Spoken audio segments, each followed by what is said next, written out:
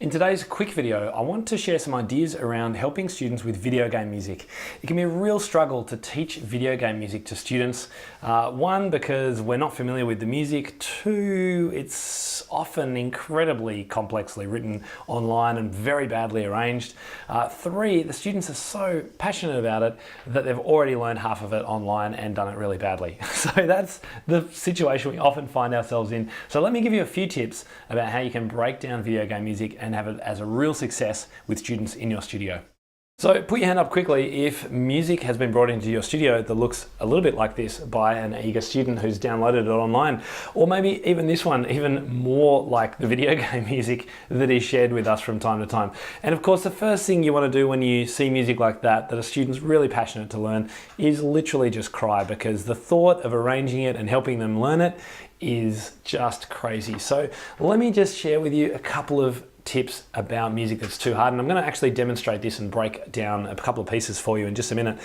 If it's too hard, then you can simplify it, but there's one mistake that I see teachers making all the time, and that is to simplify the music themselves. So to take the music home and spend a couple of weeks rearranging it and then come back to a lesson with a finished arrangement for the student to play.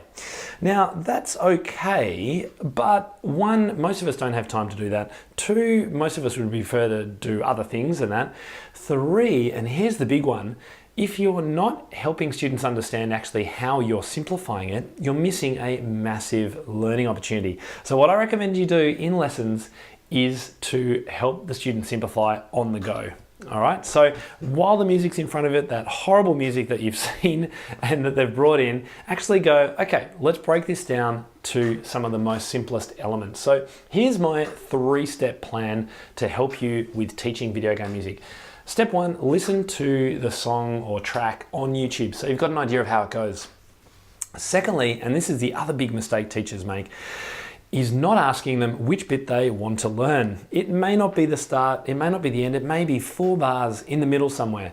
So you don't want to start teaching right at the start if the bit that they really want to play is in the middle. So find out the bit that they want to learn. And remember too, that you don't have to perfect this music. It could just be something that they do over a weekend or a holiday. It's not something that has to be performed at a recital. Finally, simplify the music down to chords and melody. And there's always a way back to chords and melody. Let's take just a couple of really quick examples of music that has been brought to me and that I've helped students with. So here's an example from Zelda. Now you can see that this is pretty much unplayable, pretty much impossible to play all this kind of thing here. We've got chords in the left hand, very much playable, and we've got a melody in the right hand here. So what I do is ask my student, what's the bit that you want to learn? Because trying to play all of that, it's not going to happen. And this student was a beginner. And he said he just wanted to learn that melody. That's all he wanted to learn. I'm like, fantastic, we can do that. Let's play a D chord in the left hand. And the second chord in the second bar is a G. Ah, easy. So can you put the right hand with that?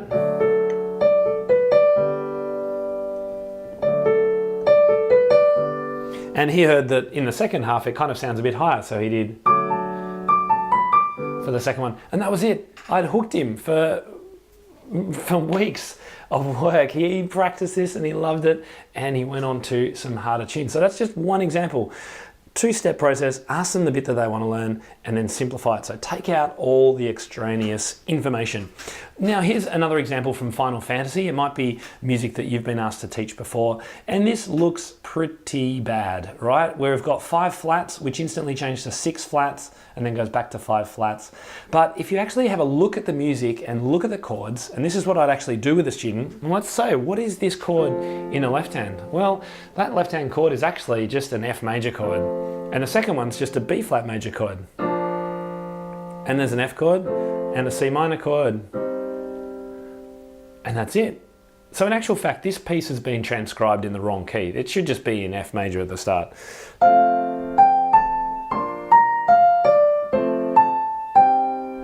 And I wasn't playing octaves in the right hand, just the single note melody. That's all the student wanted to do. And then it does the same thing, but in B flat. So again, the key signature is completely wrong, really. And then F7, Even an F major chord would be fine. And then finally, let's have a look at the next little section of that piece of music. Again, pretty complex. Octaves in the right hand, arpeggios in the left hand. This would be music suitable for someone that's been learning piano for quite a few years, particularly given the key.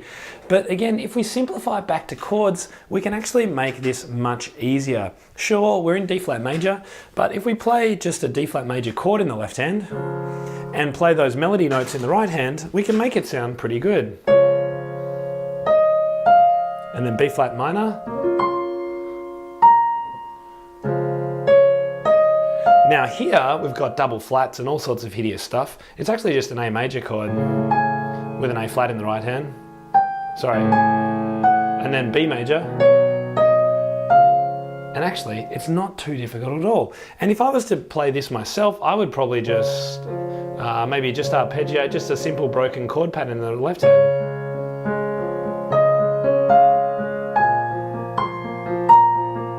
Or maybe sorry. I mean, there's all sorts of things you can do to simplify that left-hand passage. So I hope today's video has given you a little bit of confidence about what you can do in your studio to encourage students to play the music that they want to. And video game music is one of those things that will keep coming up in your studio if you're open to helping students learn the music that they want to learn, which I do hope you do as part of your curriculum.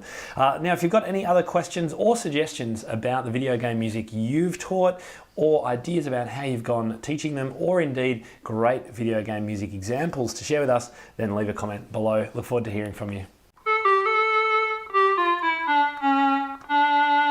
Have you subscribed to this YouTube channel yet? If not, make sure you click the link on this page to do so.